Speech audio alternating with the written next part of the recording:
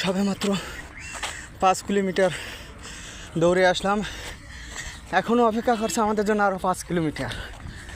তো পর্যায়ক্রমে আমি আপনাদেরকে ভিডিও করে দেখাবো। তো গাইস, সবাই ভালো থাকবেন। আরও খেলোয়াড় কিন্তু অনেক পিছনে পড়ে গিয়েছে, আমি কিন্তু অনেক পিছনে পড়ে গিয়েছি। তো আমাকে এগিয়ে যেতে হবে সামনের দিকে।